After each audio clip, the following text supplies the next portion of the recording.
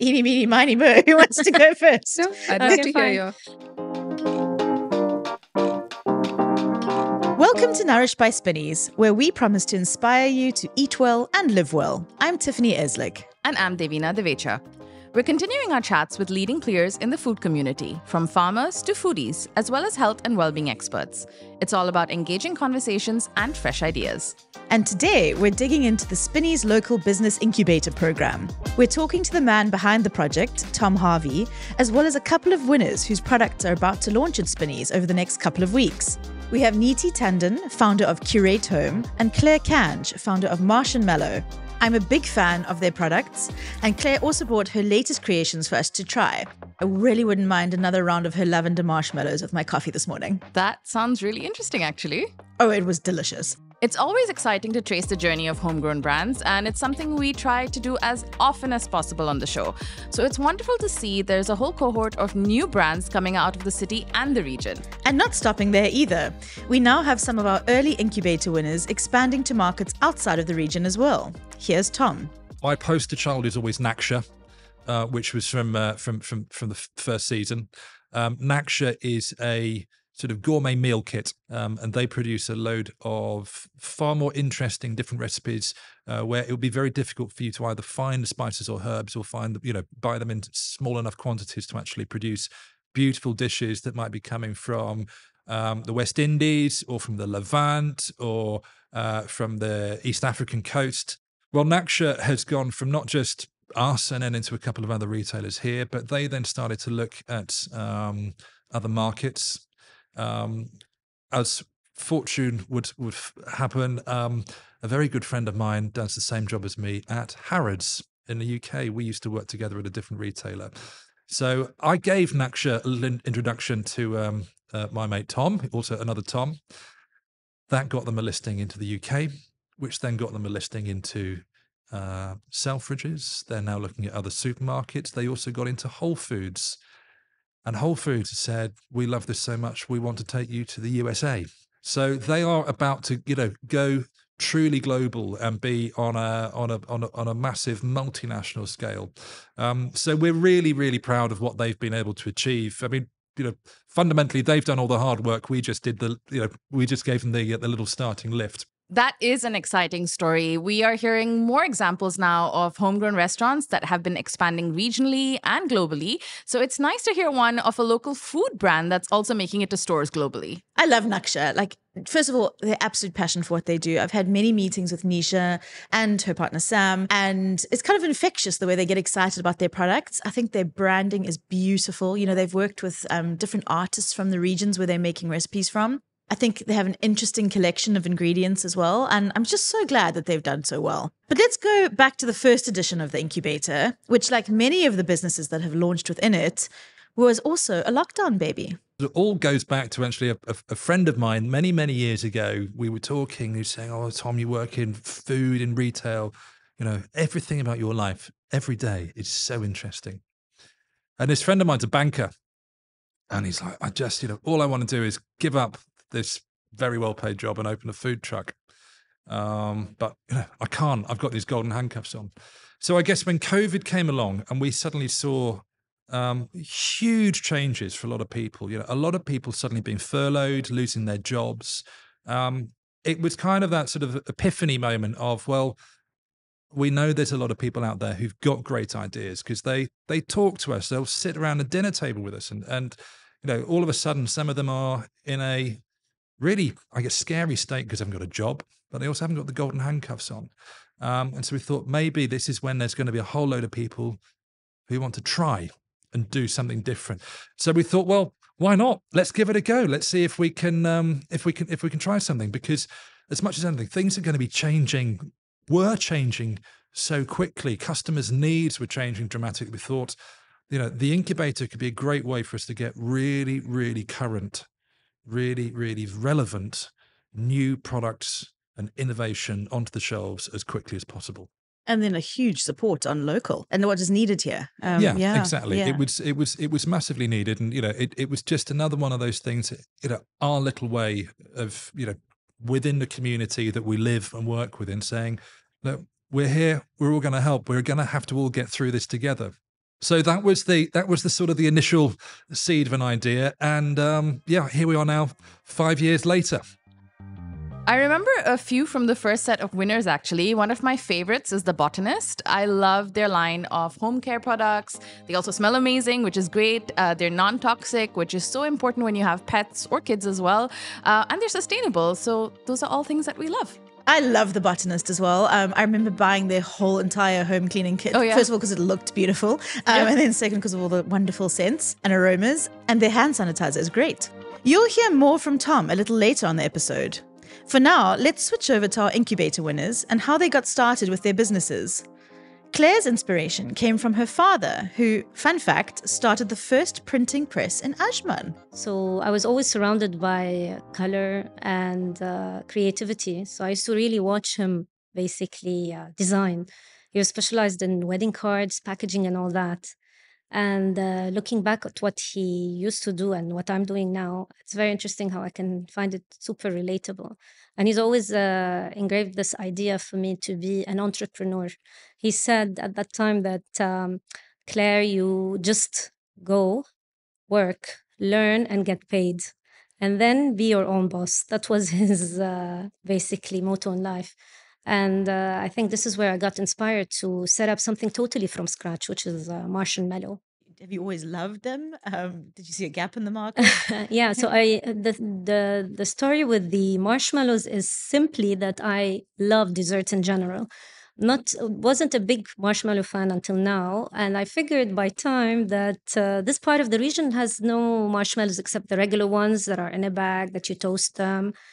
And I dig deep, I did a lot of research, and I wanted to bring it into the UAE and into this region by giving it a bit of a twist where creating flavors that are basically rose, cardamom that fit with this part of the world. And yeah, this is where, I discovered I did a lot of experimentation, and it took me a year to actually perfect the recipe. Wow. Yeah. Well, I mean, you have perfected it. I'm Thank addicted to you. them. Yes. What about you, Niti? Well, yeah, tell us about how Curate Home started. Curate Home is a COVID baby. Mhm. It started in May in 2020. We were all at home. Dubai was amazing during COVID. We, I think, had, we were back to normalcy at that time. I think we were pioneers in the world in that. However, back in India, there was a huge lockdown, a countrywide lockdown. And these artisans had all basically, gone back to the villages from the cities where they worked. They were out of any livelihood. We were looking, people were at home, they were looking for things to dress up their homes with, textiles, cushions, throws. So I felt like this would be a great opportunity to sort of combine the two. My background has also been in design. The first decade of my career, I worked in fashion and manufacturing. At that point, I thought it was, some sort of a magical window that opened where I could connect both of these together, eliminating middlemen. Okay. And how did you find the whole process? Like, honestly, were you, Yeah. was it scary submitting the proposal and then and getting, coming through to the presentations? Talk me through like the feelings. Definitely, there's a lot of things to take into consideration, especially when it comes to food. And I just love the fact that I was able to learn also through it because I didn't go through this exercise. And it's great having experts, in the field that actually guide you through and explain to you what to do and how to do it. And just the fact going into all these HACCP certifications, the labeling, nutritional facts, shelf life, and all that. That's really amazing to actually create a foundation for the brand, and this would really help Marshmallow in the future to be really anywhere. I'm really thankful for this opportunity to tell you the truth because I don't think there's any program around the UAE that is actually supporting food, F&B industries and all that. It's mostly you hear about technology and all that, but this is quite unique, honestly. Yeah. It was both nerve-wracking and exciting. Yeah. I think one of the biggest challenges I faced was trying to distill the ethos behind every product, every process that we source and manufacture, and how to bring it together, how to get the panel to understand how we are different as a business, because there's so many retail brands in the region. So that was interesting. It also forced me to sort of relook at our brand strategy. At, when you sit back and you're making this pitch, you're like, oh, that, we need a tweak here. So I think there were so many aha moments. So we went along with that. But ultimately, it was quite exciting to come into this room and present. Yeah, true. We were in this room, so Yes. you're back Yes. back in the Dragon's Den. Yes. But I think obviously we were inspired by that idea of the Dragon's Den. But I like when you said support, because I do think it's not a scary experience. I hope it didn't come across when you've got this panel of like 7 of us sitting staring at you. But people want a really you've been chosen because you've got like an interesting brand. We want to support you. We're overwhelmed with like fantastic entries, and so I hope it wasn't at all scary. And I would just want to add something, that a door closes from one side and it opens on the other. And so we had applied to the Dubai Shark Tank show.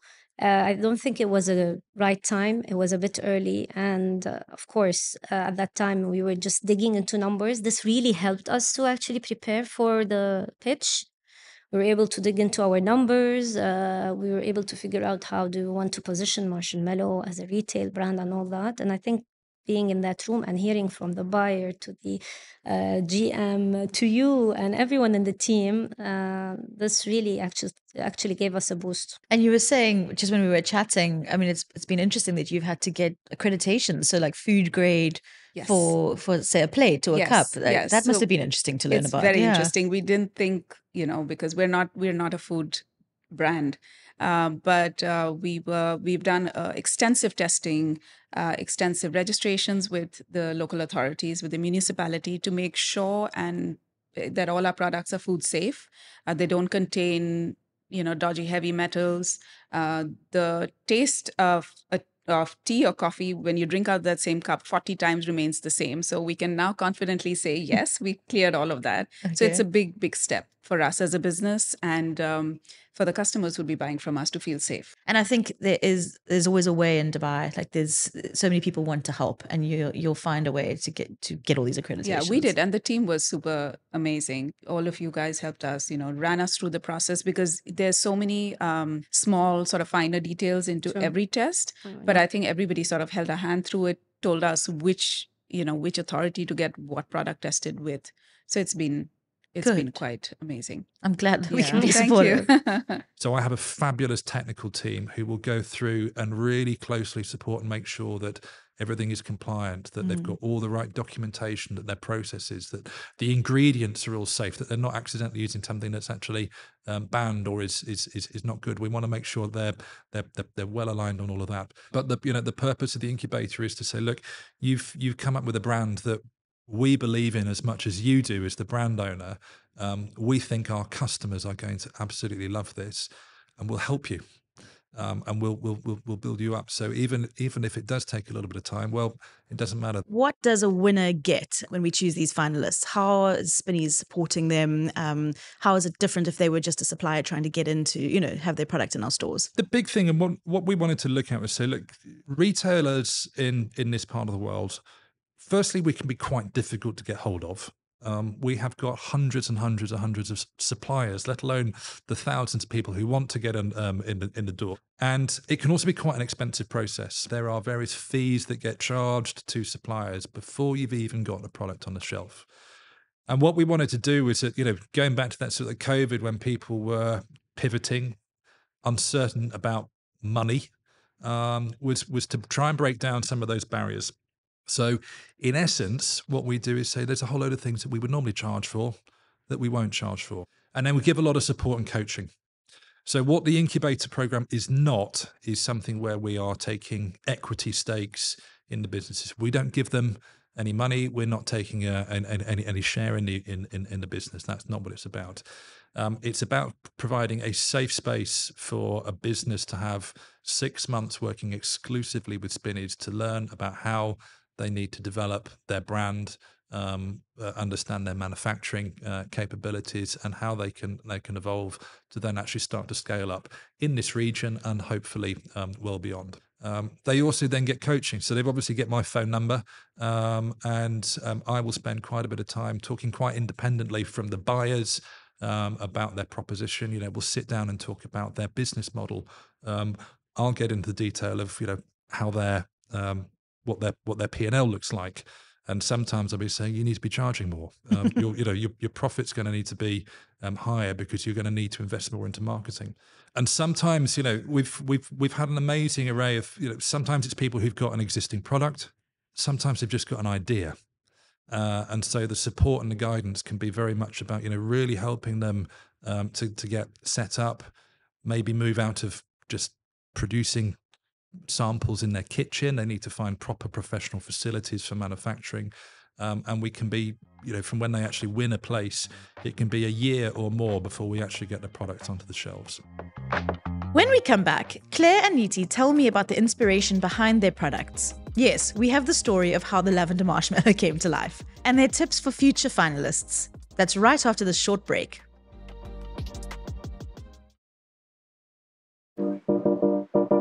Welcome back to a special episode of Nourished by Spinneys, where we're talking to the man behind the Spinneys Local Business Incubator Program, Tom Harvey, and two of last year's winners, Niti Tandon and Claire Kange. Where did both of you get your inspiration from for a new idea? So if you've brought us these lovely lavender marshmallows here, and I know that's a new one. Where are you getting flavor inspiration from, and how are you finding new artisans to work with or coming up with a new idea for a product? I do a lot of research. I try to dig into, what's happening, what are the new trends and all that. But there are times I see something, let's say, and that specifically now that you mentioned the lavender, I was just sitting over at a friend's place and I saw this vase that had the lavender, and I was like, lavender, let me try it, and tested it, of course, before launching it, because it's an acquired taste. So I wanted to make sure that it would work and people would like it. And yes, we tested it, made people taste it, and that's how we launched it. Made people taste it. I'm sure everybody's like, give me some to taste. Oh my God. Can I sign up to be a taste tester? Yeah. We're doing a lot of tasting. It's just literally nonstop. Yeah. But it really helps. We create this whole awareness, activation. We get the chance to get feedback from clients. Yeah. And it's super important because, of course, you get different opinions, but at least the main is that they love it. So, yeah, it really helps. What about you? We're inspired a lot by the region. So there's we've got cups that are, the color of the glaze is inspired by the colors of the desert sand. The palm motif features a lot in our collection. We have scents that have notes and fragrances from the region. We have a scent that's called Jumeirah Nights. I live in Jumeirah, so it's obviously my favorite part of Dubai, but we have something called palm senses. So they evoke something that means something to, hopefully everybody.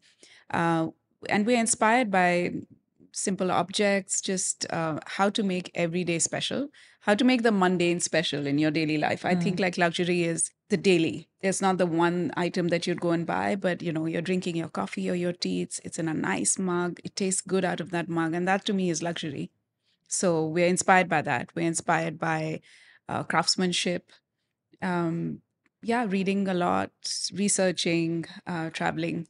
All of these, and listening to what people are looking for. We created some cups, they're manifestation mugs. Oh, yes. So we have, on the one side of the mug, it says dream. On the other side, it says helm, which is the Arabic word for it. So something like this, it's again inspired from here. I'm very excited that those are launching as part of the range. Yes, thank you. I wanted to know, both of you left other careers and have started your own businesses.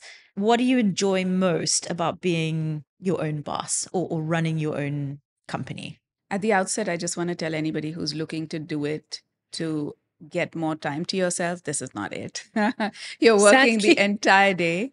True. But I love it. I don't think I would. I always sort of knew I wanted to be an entrepreneur. I don't know. I think since I was a child, I wanted to. It just, life sort of, there are pauses in different, it takes you in different directions, but I'm glad that it came together. Yeah, same with me. It's just that I think it takes also a character. It's a built-in character, and it's a personality. Either you are a go-getter and you would just keep on pushing and trying, because of course there's a lot of, I'm sure you've faced that. I did throughout the process. Like you'd feel maybe you're a bit down because something's not working, and then something else works, it lifts you up a little bit. So there's a lot of ups and downs, and I feel this requires a lot of work on your personal That's true. personality. And as you said, Absolutely. it's not, some people think, oh yeah, you don't have maybe a 9 to 5 job. It's actually a 24-hour job, and it's really nonstop, because at the end it's your baby and you're taking care of it and you're making it grow, and then you just can't keep it. You just keep on going and just you can't stop. You Yeah. really can't. Well, you both look very calm and collected for people that are working around the clock. Yeah. So well done. Thanks. Let's talk products now. So you're both going to launch around about early November. Yes. What are you launching? Because so Niti, I know you've got a great catalog. As soon as Niti had presented, actually, I went home and ordered something online. Nice. So these beautiful palm napkins. I love palm patterns. So yeah, what are you launching? So we are collaborating with Spinneys to create a gifting category in Spinneys. The idea behind it was that you go into Spinneys is you go in to do all your shopping, and what if you could also pick up something from a local business that speaks to you? It's a souvenir from the region. It has some element of design and motifs from the region, and you can take it along as a gift for yourself. I think the most important person to gift is yourself, and of course to friends and family. And Claire, so please tell me you're launching everything from the fluff to these. Yeah, Definitely.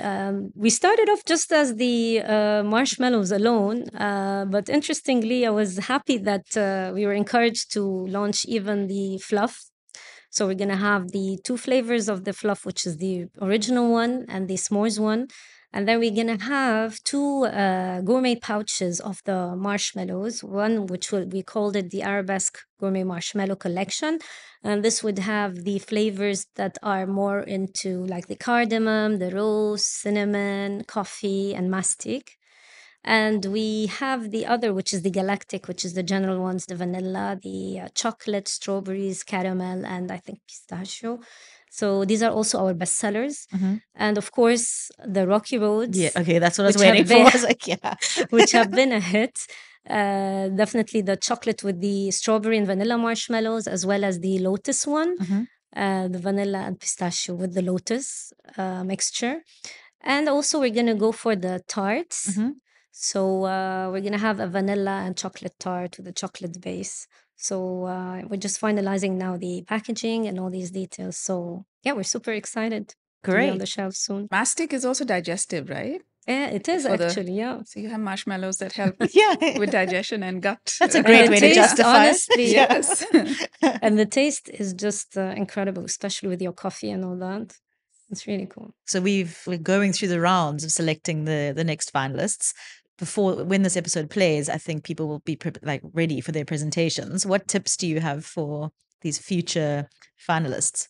I think my top tip would be to stay authentic, tell your story, you tell it the best, believe in your story, but also sit down with it, take time, refine it, look at your business plan, look at your business model, because you're coming into this is a great opportunity. It's one of, I think, a rare program, like you said. I've been part of mentorship programs, etc., but this is an industry mentorship. So it's, the platform to scale and sell opens up. There's nothing quite like it. So to any business that's looking to pitch, please do it. But just refine everything, because your supply chain needs to be thought out. The minute you scale, how's that going to come into play? And relook at your business plan, relook at what needs adjustments. But yeah, it's and the room was not, it was intimidating when I got into the panel. I felt like, Spinneys is an institution. True. I've been going there forever. And to actually walk into the head office and meet with all of you and look at you sitting there, it was, I think I had a bit of a catch in my throat and a wobble. It was just, It didn't come across, so, and honestly, yeah. yeah, but it was a big moment, it felt like, Yeah. wow, I've come here. So, but then once you start talking, it's a very, very supportive program. Yeah. Tips from you, Claire? I would just say one needs to believe in their concept and show a lot of confidence. because like how would you convince the jury basically Yeah. and believing in your product if you're not really so confident about maybe sharing the numbers, sharing the process, sharing whatever you need to as a business creation of what you've done. And basically also not to like dig more into the not as much as numbers, but even if there's an idea that's quite unique, just go for it. And don't be afraid that, oh, I don't have this or I don't have that. It's okay. Just take a leap of faith and just apply if you believe in your concept. The things I would recommend to people is firstly, talk with your friends and ask them to be very, very critical of, have you truly got a different product? There are certain categories where we see the same thing come through every year, and it's frankly no different to anything else that's on the shelves. And those are the things that we lose interest in very quickly. The other thing to think about is make that initial pitch, that PowerPoint, or it doesn't have to be PowerPoint. Some people have done amazing videos, but make it something that stands out. There are literally hundreds of presentations that we have to sift through. So something that is going to be eye-catching at the very start is really, really important. And then if you get to the shortlist stage, make sure that you truly understand your customer in terms of who you're targeting, but also that you truly understand the Spinneys customer and the Spinneys operating model. It's actually going to get easier for suppliers now because we're a publicly listed company, so they can get a sense of what our I guess our profitability expectations are. But that needs to be really, really thoroughly researched. And there is a wealth of information that people can go out and use. But yeah, come in, be distinctive, and enjoy it. As you say, the Shark Tank, the Dragon's Den bit, it very rarely gets tough. I mean, if sometimes it gets quite emotional. I will still never forget the day when we had Bob Rocks come in, and we had a 3-year-old and a 5-year-old doing the pitch to us. I mean, it just melted our hearts. It was one of the best things. But as something to stand out, bring 2 children in to do a presentation is pretty standout impressive. Yeah, play on those heartstrings. Absolutely. Yeah. They're impressive kids. Yeah. We ask everybody who comes on our podcast one last question. What nourishes your soul? I think the thing that nourishes my soul the most is Sunday lunch at home with my family. We live incredibly busy lives. I'm often traveling. My wife is a teacher. I've got 8-year-old twins. Sunday lunch is our moment of togetherness where we all sit down, hopefully with some friends as well, for a proper British style Sunday roast. And there is nothing more restorative and has me ready for the next busy week at work. And are you cooking? I'm always cooking. You're an excellent chef. Personally, what nourishes my soul is creativity. However, when I look also and hear people's comments and see their faces once they try the brand and once they tell their friends about the brand, and the kids, how they enjoy it, like, Mom, I want marshmallow and all that, that to me is something really nourishing. And especially when I hear a lot of them saying that, so where are you getting your marshmallows from? And I'm like, UAE, it's a made in UAE brand. And they're like, no, I mean, which franchise? I'm like, no, it's not a franchise. It's made in UAE. This to me is extremely nourishing. And yes, why not? Made in the UAE. I mean, yes, there are a lot of possibilities, and yes, dreams do come true. Similar to Claire's, we work with a lot of artisans and we work with families of artisans. So a lot of them over the years and generations have sort of moved away from traditional craft to more modern careers. What we have ended up doing is working with second and third generation who've come back to working on these traditional manufacturing methods and products. That gives me a lot of joy to see that we're sustaining an old practice, an old craft. I love that, and I love it when somebody picks up something and appreciates it exactly like you said. I'm like a proud mom, beaming like, oh my God, if I could tell you how much has gone into this product, it's just difficult to quantify. But on a personal level, I love reading, doing a lot of listening to podcasts to keep my mindset always positive and in a learning frame. chatting with friends, family, having passionate chats, spending time with my dogs, and dark chocolate always. Yes. I like that. Yes. Yeah, that's dark chocolate, Yes, by the right way. there. Yeah. Yeah. Oh, fantastic. I think we should dig in. Like, I've Yeah. been staring at these throughout the podcast. We didn't want to chew on air. I get it. Yes. But yeah, thanks, guys. Thanks so much for coming. you It's for been having really us. Such a inspirational to pleasure. hear more about your stories. And yeah, I can't wait for your product launches. Good luck. Thank you. Thank Yeah. you for so your time. much. Thanks for having us. Thank you for Cool. having us. Please eat. Yes. Yeah. This episode was brought to you by Spinneys and is hosted by me, Tiffany Eslick, and Davina Devicha. We're produced by Chirag Desai. Don't forget to grab the latest issue of Nourish on your next visit to Spinneys. And you can also visit us at spinneys.com, where you can shop for fresh produce and a variety of local and exclusive products, including those from our incubator winners. If you've enjoyed this episode, tell us about it. You can leave us a rating or a comment on Apple Podcasts, Spotify, or on YouTube. And you can also follow Spinneys on Facebook, Instagram, and TikTok for more. We'll be back again in 2 weeks. See you then. Bye. There's a whole cohort. Cohort. Cohort. Cohort. Okay. Cohort. Cuckoo.